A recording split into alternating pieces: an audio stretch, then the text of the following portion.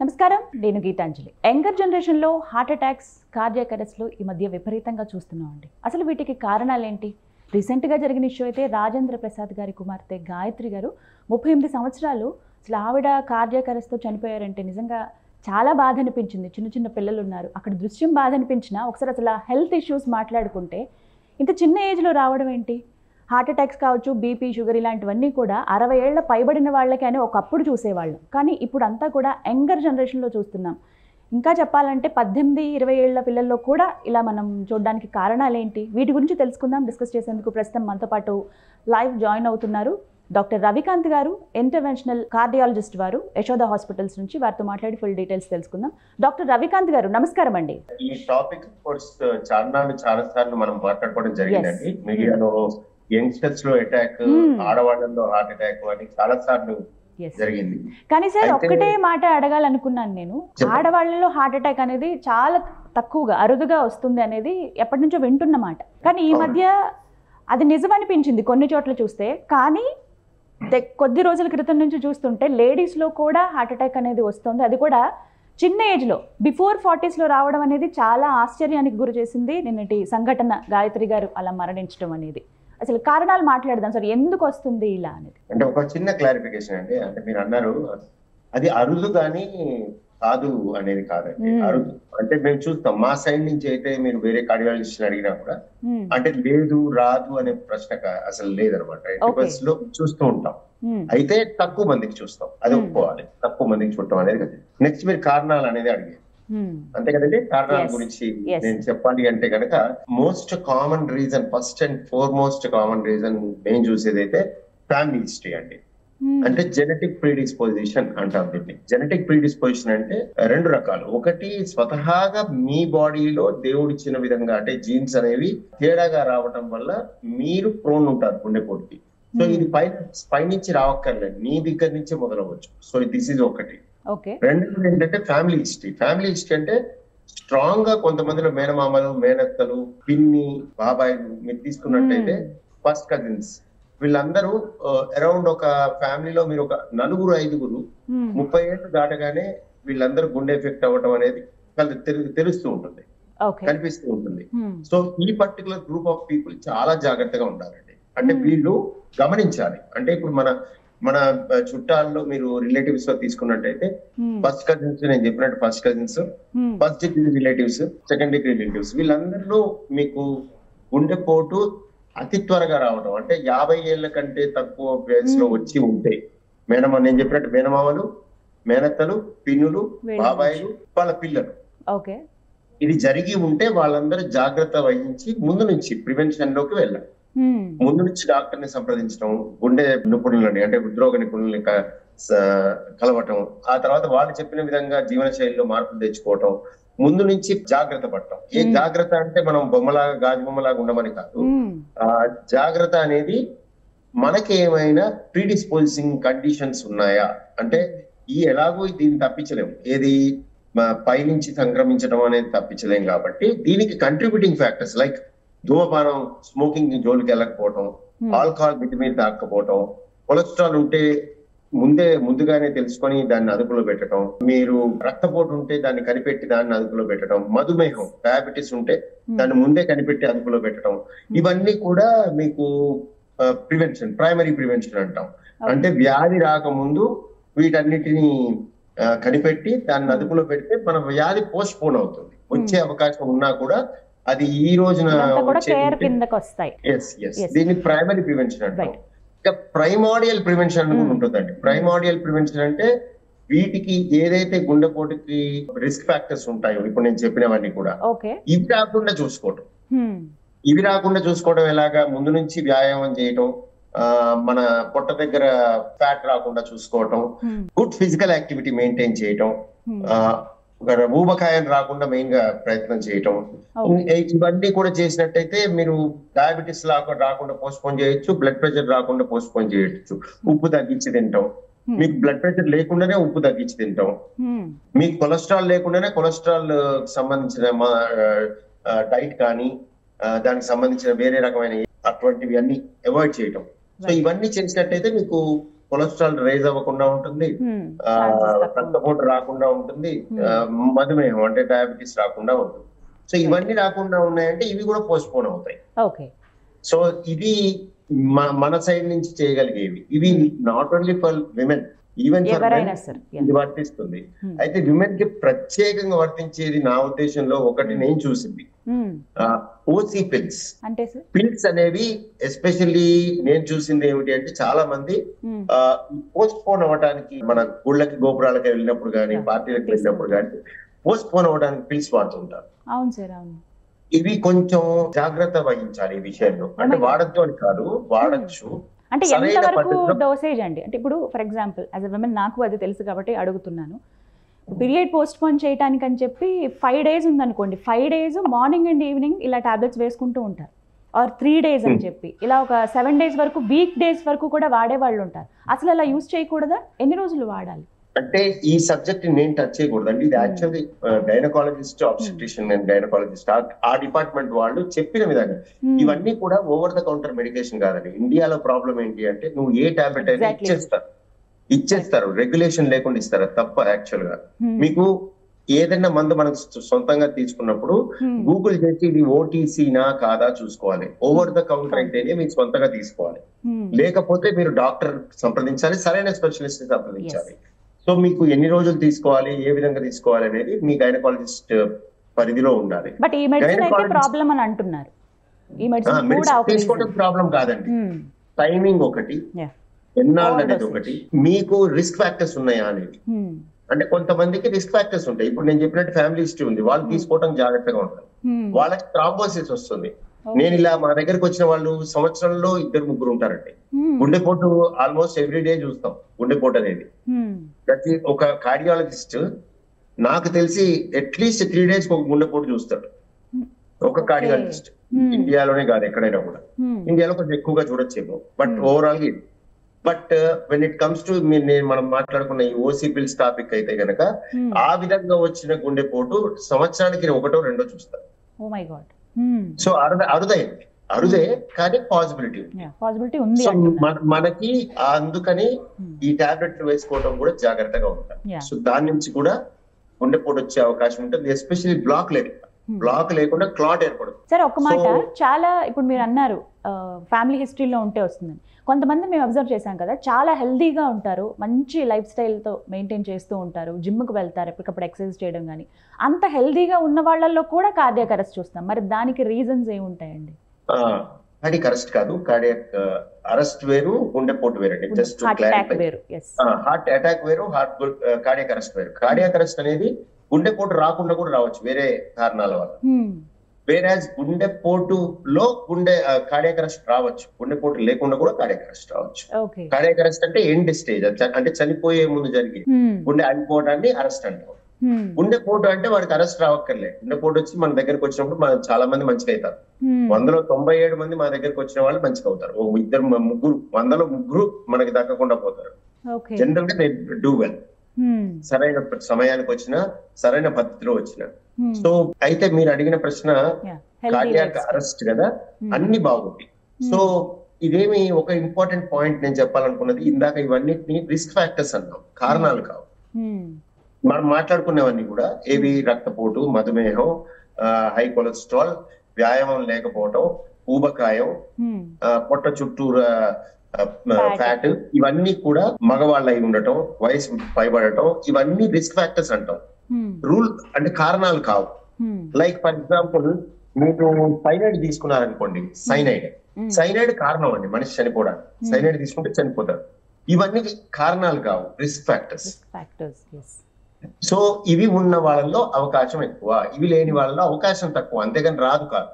So ఇవి మీరు చెప్పినట్టు చాలా చక్కగా జాగ్రత్తగా మీరు చెప్పిన విధంగా ఉన్న వాళ్ళందరికి కూడా రాదు అనే మాట లేదండి. అంటే మీకు గుండెపోటు రాదు అనే మాట లేదు.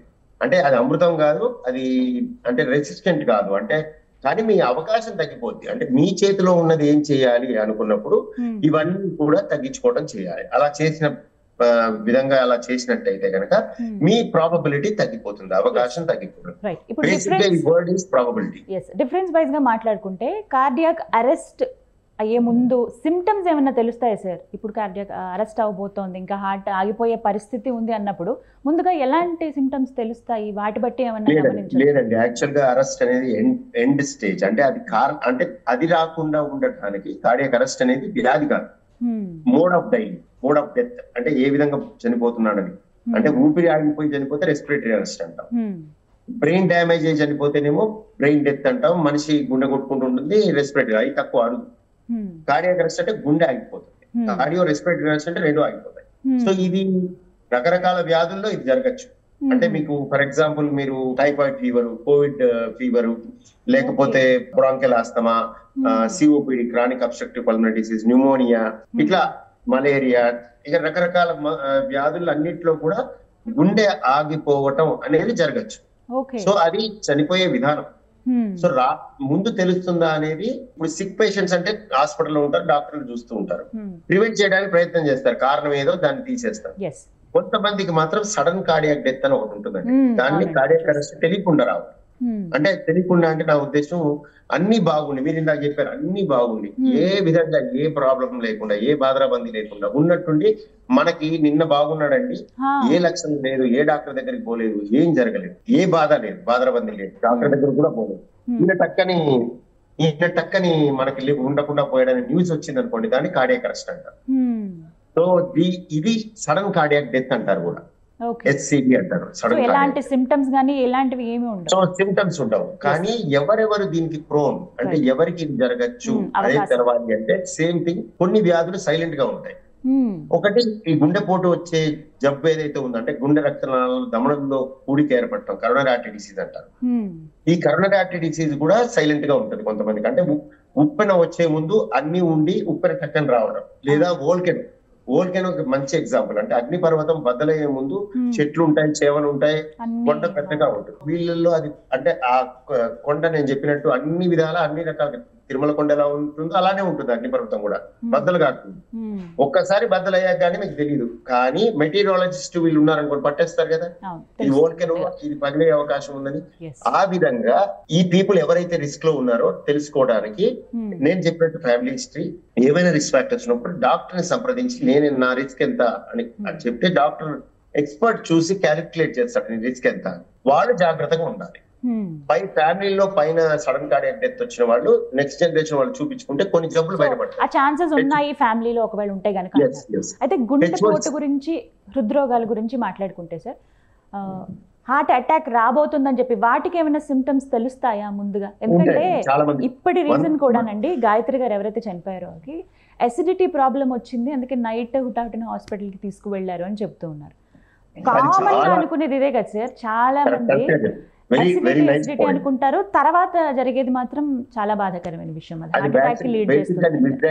మీరు చాలా చక్కని టాపిక్ ఎత్తారండి. ఇది అరుదు కాదు, చాలా కామన్. మెనీ పీపుల్ ఇది గ్యాస్ అనుకొని గ్యాస్ డాక్టర్ దగ్గరికి వెళ్ళటం, లేదా అసలు డాక్టర్ దగ్గరికి వెళ్ళకుండా ఈనో దాగి పడుకోవటం, ఇంట్లో వాళ్ళకి కూడా చెప్పకపోవటం. ఇప్పుడు మా దగ్గర చాలా మంది వస్తారండి, నేను చెకప్ లో తెలుస్తుంది, లేకపోతే రకరకాలుగా తెలుస్తుంది. తెలిసినప్పుడు మనం ఏం చేస్తాం, ఇది జబ్బు ఉంది అని తెలిసినప్పుడు నేను కనిపెట్టి చెప్పాను అనుకుంటాం. మనకి తెలిసింది చెకప్ అవ్వచ్చు, నేను క్వశ్చన్ ఆన్సర్ సెషన్ లో అవ్వచ్చు, వాళ్ళతో మాట్లాడినప్పుడు వాళ్ళు చాలా మంది అండి నాకేమీ లేదంటారు. ఫస్ట్ అసలు ఏమీ లేదు, నేను ఎప్పుడు ఏ బాధ లేదని వాళ్ళు మన పక్కన ఉన్న అటెండెన్స్ ముందు చెప్తారు. నేను ఒక్కొక్క క్వశ్చన్ వేసినప్పుడు మీరు ఆశ్చర్యపోతారు, కొంతమంది ఏమి లేదన్న వాళ్ళు సంవత్సరం నుంచి బాధపడుతుంటారు. అంటే వాళ్ళ ఉద్దేశంలో ఏం లేదు, మన క్వశ్చన్ వేసి క్రాస్ ఎగ్జామిన్ చేసినప్పుడు రకరకాలు బయటకు వస్తాయి. అంటే వాళ్ళ ఉద్దేశంలో, అంటే వాళ్ళు అనుకున్న విధంగా లేదు. వాళ్ళ ఏంటి, చాలా మంది నాకు ఎడం వైపు వచ్చి నొప్పి ఎడం చెయ్యికి వస్తేనే గుండెపోటు వాళ్ళ ఉద్దేశం. పొట్టలో వస్తే కాదు, మంట వస్తే కాదు, బరువు వస్తే కాదు, పట్టేసినట్టుంటే కాదు, పిండినట్టుంటే కాదు, ఆవలింతలు వస్తే కాదు, బెల్జింగ్స్ వస్తే కాదు, తలనొప్పి వస్తే కాదు. ఇప్పుడు నేను చెప్పిన సిమ్టమ్స్ అన్ని కూడా గుండె అవ్వచ్చు. అంటే కొంతమందికి ఛాతీ సెంటర్ లో భారం ఉంటుంది, కొంతమందికి పొట్ట భాగంలో ఉంటుంది, కొంతమందికి కొంతమందికి తిన్నదంతా కడుపు నిండుగా ఉన్నట్టు ఉంటుంది, కొంతమంది పడుకుంటే పడుకోలేని పరిస్థితి వచ్చి లేచి కూర్చుంటారు, అది కూడా ఒక లక్షణం ఉంటుంది. కొంతమందికి ఆయాసం ఉంటుంది, కొంతమందికి భుజాలు దవడలు పీకుతాయి, దవడలు మాత్రమే పీకుతాయి, పళ్ళు పీకుతాయి కొంతమందికి. కొంతమందికి కిటికిన వేలు నుంచి ఇలా పీకుతుంది, కొంతమందికి ఇలా పీకుతుంది, రెండు వైపులా పీకుతుంది కొంతమంది. సో ఇలా అనేకమైన లక్షణాలు ఉంటాయి. యానింగ్, కొంతమంది ఫ్రీక్వెంట్ యానింగ్. అట్లని చెప్పి నా బాధ ఏంటంటే ఇవన్నీ మేము చెప్పామనుకోండి, ఇవి గుండెపోటు లేకుండా, గుండె జబ్బు లేకుండా కూడా వస్తాయి, వాళ్ళందరూ భయపడిపోతుంటారు. ఇది ఒక ప్రాబ్లం ఉంది. సో దీన్ని బ్యాలెన్స్ లో ఉండాలి అంటే ఏ బాధ ఉన్నా మన సొంతంగా ఊహించుకోకూడదు, ఇది అవును ఇది కాదు, మన పక్కింటితో డిస్కషన్ పెట్టకూడదు. అంటే ఫ్రీక్వెంట్ గా వస్తూ ఉంటే మనం ఆలోచించాలా, ఎప్పుడు అసలు డాక్టర్ ని కన్సల్ట్ చేయాలంటారు? ఇప్పుడు మీరు చెప్పినటువంటి చాలా చక్కని క్వశ్చన్ అండి, చాలా చక్కని క్వశ్చన్. ఎప్పుడు అంటే అన్యూజువల్ అంటే నాకు ఏదో తేడాగా ఉంది, నాకేదో చాలా తేడాగా ఉంది, విపరీతంగా ఉంది, విపరీతం ఉండక్కర్లేదు, తేడాగా ఉంది, ఎప్పుడు అరుదుగా ఉంది, నాకెప్పుడు ఈ విధంగా కాలేదే అన్నప్పుడు ఒకటి. రెండు, అదే పనిగా బాధ వస్తుంది, ఆ బాధని మీరు అవాయిడ్ చేయడానికి ప్రయత్నం చేస్తున్నారు, అది కూడా తప్పు. అంటే కొంతమంది ఏం చేస్తారు, ఆ బాధని చెప్పుకోరు, ఎందుకంటే చెప్తే జబ్బు బయటపడుతుందనే భయం. సో డెనయల్ అంటారు దాన్ని. అది ఎప్పుడైతే వచ్చిందో వాళ్ళు రిస్క్ లో ఉన్నారు, వాళ్ళు కూడా కలవాలి. నేను చెప్పినట్టు అరుదుగా, అన్యూజువల్ గా ఉన్నప్పుడు, అనూహ్యంగా ఏదో తేడాగా ఉన్నప్పుడు. ఇంకోటి ఏదైనా వచ్చేది, నేను చెప్పిన బాధ అని గుర్తుపెట్టుకోవాలి, నొప్పి కాదు, నొప్పి అవ్వక్కర్లే, బాధ అంటే మంట అవ్వచ్చు, పట్టేసినట్టు అవ్వచ్చు, పిండినట్టు అవ్వచ్చు, ఏదో బాధ. నెక్స్ట్ నిద్రలో, ఎస్పెషల్లీ నిద్రలో బాధ కలిగి లేచి కూర్చునే పరిస్థితి వచ్చింది, భయంతో కాదు, బాధతో. భయంతో కూర్చోటప్పుడు, భయంతో నిద్ర పట్టకపోవడం, ఈ వీడియోలు చూసి నిద్రపోవడం వాళ్ళు ఉంటారు, అదంతా వేరే సెగ్మెంట్. కానీ నిద్రలో మంచిగా పడుకున్నవాడు గాలి ఆడక లేచి ఉక్కిరి బిక్కిరి లేచి కూర్చునే పరిస్థితి వచ్చిన రోజున వాడు కూడా త్వరగా డాక్టర్ ని సంప్రదించాలి. సో నేను చెప్పిన లక్షణాలు ఏవైనా కూడా అనూహ్యంగా అరుదుగా ఉంటాయి. ఇవాళ వీళ్ళందరూ కూడా డాక్టర్. ఒకటండి, అది కాదు మంచి విషయం కదా, తప్పే ఉంది, ఒకసారి వచ్చి కనిపించారు, లేదు అని తెలిపోద్ది. మీకు నేను ఒక చిన్న ఎగ్జాంపుల్ చెప్తానండి. రీసెంట్ పాస్ట్ లో ఒక అతను వచ్చాడు, అంటే కండలు తిరిగి ఉన్నాడు. కండలు అంటే మీకు షర్ట్ వేసుకున్నా కూడా బయటకు కనిపించే విధంగా కండలు ఉన్నాయి, ఫ్లాట్ అబ్డమన్, డయాబెటీస్ లేదు, హైపర్ టెన్షన్ లేదు, హీఈ్ కరెక్ట్ చెప్పాలంటే సిక్. ఆయన he does 60 kg 70 kg 100 kg కూడా లిఫ్ట్. సో ఇవన్నీ చేస్తాడు. ఆయన నా దగ్గరకు వచ్చారు, ఎందుకు అంటే ట్రెడ్మిల్ టెస్ట్ చేశారు ఎవరో గైనకాలజిస్ట్. ట్రెడ్మిల్ టెస్ట్ చేస్తే అది తేడా వచ్చిందని వచ్చారు. సరే ఇది ఇలా అంటున్నారు, నేనేమో ఇన్ని చేయగలను అన్నాడు. సరే మరి ఇప్పుడు ఎందుకు వచ్చారు ఇన్నాళ్ళ తర్వాత, ఏంటి మరి అంటే ఆయన ఏం చెప్తున్నాడు, నాకు ఒక బాధ ఉందండి, నేను జిమ్ చేస్తుంటే ఈ వెయిట్ ఎత్తుకుంటే నాకు ఇదంతా మండిపోద్దండి ఇక్కడి నుంచి ఇక్కడికి అన్నాడు.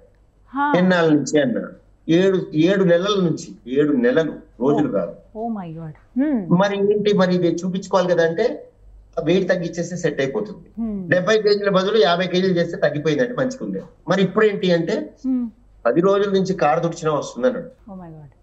కారు తుడిచినా వచ్చేస్తుంది అంటే మీద పడే వరకు రారు. సో ఇప్పుడు మీరేమనుకుంటారు, ఈయన సడన్ గా ఎప్పుడైనా చనిపోయి ఉంటే మీరేమనుకుంటారు, ఈయన చెప్పలేగా, ఇంట్లో కూడా ఎవరికి చెప్పలేగా, 7 నెలల నుంచి వార్నింగ్ ఉంది. మీరేమనుకుంటారు, ఏం లేదనుకుంటారు. జనరల్ గా ఉంటుంది, వార్నింగ్ ఇస్తుంది, జనరల్ గా చూపిస్తుంది. అది ఓ నెల ముందు గానీ, వారం ముందు గానీ, 10 రోజుల ముందు లక్షణాలు చూపిస్తుంది. ఆ లక్షణాలని పట్టుకొని వదిలేయకూడదు. చాలా మంది నేను చూసింది ఏంటంటే బాధ కలిగినప్పుడు ఆ బాధను అవాయిడ్ చేయడానికి ప్రయత్నం చేస్తారు. ఇప్పుడు రావట్లేదే అనుకుంటారు. ఫర్ ఎగ్జాంపుల్ 1 కిలోమీటర్ నడవగానే భారం వస్తుంది, వాళ్ళు ఏం చేస్తారు, ఒక 12 కిలోమీటర్లు నడిచి రావట్లేదు మంచిగా ఉంది అనుకుంటారు. సో దీస్ ఆర్ ఆల్ ఏంటంటే డెనయల్. అంటే అది నాకు ఉండదు, నాకు కాదు, అది ఉండేది కాదు. ఎవరికైనా హ్యాపీగా ఉంటుంది, అది కాదు అనుకుంటే. సో కాదనుకోని ప్రయత్నం చేసుకోవాలంట. ఎస్ డాక్టర్ గారు, ఫైనల్లీ అడగాలనుకున్నది ఒకటేనండి, మా గుండె పదిలంగా ఉండాలంటే మేము పాటించవలసిన సూత్రాలు ఒక 5 టిప్స్ ఏమైనా చెప్పండి సార్. తప్పకుండా అండి. ఫస్ట్ ఇంపార్టెంట్ పాయింట్, మీరు physical activity, good physical activity ఉండేటట్టు ప్లాన్ చేసుకోవాలండి. వ్యాయామం ఎటువంటిదైనా, అంటే వ్యాయామం అంటే చాలా మందికి ఒక అపోహ ఉంటుందండి, చెమటలు పట్టాలి అలా అనుకుంటారు. అలా కాదు, ఏకదాటిగా 30 నిమిషాల నుంచి 40 నిమిషాలు speed walk, brisk walk, speed కాదు బ్రిస్క్, అంటే ఒక పని ఉంటే ఎలా నడుస్తామో అలా నడిచే దాంతో సమానమైన ఏ వ్యాయామం అయినా చేయొచ్చు. వారానికి 4 రోజులు, అన్ని రోజులు కూడా అవసరం లేదు. సో బిజీగా ఉండే వాళ్ళకి చెప్తున్నాను, వారానికి 4 రోజులన్నా అలాంటి వ్యాయామం చేయాలి.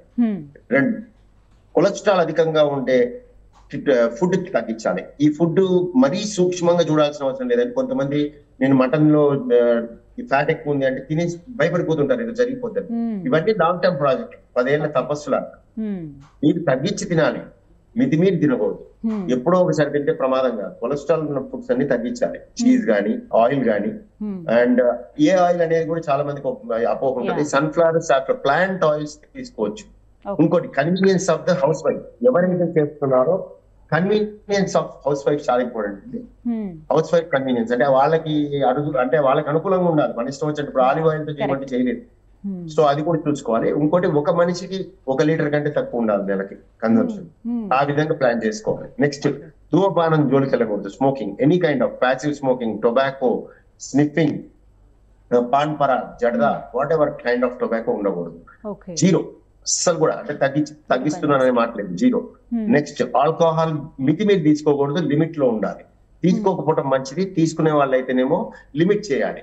If it is scotch, whisky kind of thing, అంటే మేము లెక్క చెప్పాలి అంటే ఒక 30 ml కంటే తక్కువ per day or 60 ml touch కాకుండా ప్రయత్నం చేయాలి. సో ఇవన్నీ అంటే మేము ఇప్పుడు ఆల్కహాల్ తీసుకోమని కాదండి, ఇది ఒక పాయింట్ ఇంపార్టెంట్. ఆల్కహాల్ తీసుకునే వాళ్ళకి ఇది, ఆల్కహాల్ తీసుకోకూడదు అనేది ఫస్ట్ పాయింట్.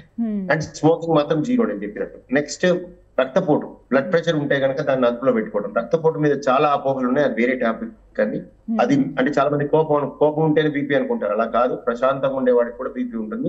బీపీని గెస్ చేయలేము, హెడేక్ రాదు, తలనొప్పి రాదు, కళ్ళు తిరగవు, దొబ్బటం ఉండదు. ఇట్లాంటివన్నీ తప్పుడు ఇవి ఉన్నాయండి, మిత్స్. సో వీటన్నిటి నుంచి బయటికి రావాలి. సైలెంట్ కిల్లర్ అంటాం. అందుకే బ్లడ్ ప్రెషర్ ని కట్టి చూస్తేనే తెలుస్తుంది, మనం ఫీల్ అవ్వలేము బ్లడ్ ప్రెషర్ ని. ఈ పాయింట్ గుర్తుపెట్టుకోవాలి. ఇంకోటి, లో బీపీ అని అనవసరంగా దాని గురించి మాట్లాడకూడదు. లో బీపీ అనే జబ్బు లేదు, షాక్ అంటాం. లో బీపీ అంటే మనిషి తిరుగుతూ లో బీపీ ఉండదు, ఎమర్జెన్సీలో ఉంటారు. ఇది ఒక పాయింట్. నెక్స్ట్ వచ్చేసి మధుమేహం, డయాబెటీస్. మధుమేహం ఉన్న వాళ్ళు ముందుగా కనిపెట్టి దాన్ని అదుపులో పెట్టుకోవాలి. దీని మీద కూడా చాలా అపోహలు ఉంటాయి. అది కూడా లక్షణాలు లేని వ్యాధి, సైలెంట్ కిల్లర్ అంటాం. అందుకే దాన్ని అదుపులో పెట్టుకుంటే ఇది కూడా 10 ఏళ్ల తపస్సు లాగా.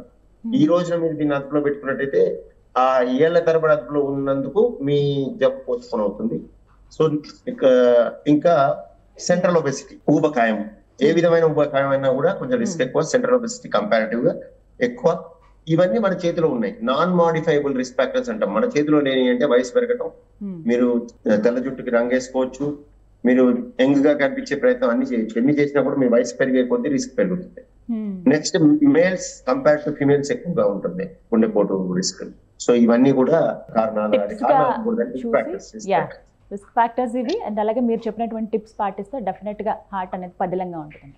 Thank you so much doctor గారు, వాల్యుబుల్ టైం స్పెండ్ చేసి మాకు లైవ్లో జాయిన్ అయ్యారు. చాలా ఇంపార్టెంట్ థింగ్స్ ఇవన్నీ కూడా తెలుసుకోవాలి ప్రతి ఒక్కరు కూడా. ఏజ్తో సంబంధం లేకుండా ఇప్పుడు హార్ట్ అటాక్స్ కావచ్చు, కార్డియాక్ అరెస్ట్ చూస్తున్నాం, వాటికి కారణాలు చెప్పారు. అలాగే ఎలా ఉండాలనేది కూడా, లైఫ్ స్టైల్ మార్చుకునే విధానాన్ని కూడా తెలియజేశారు.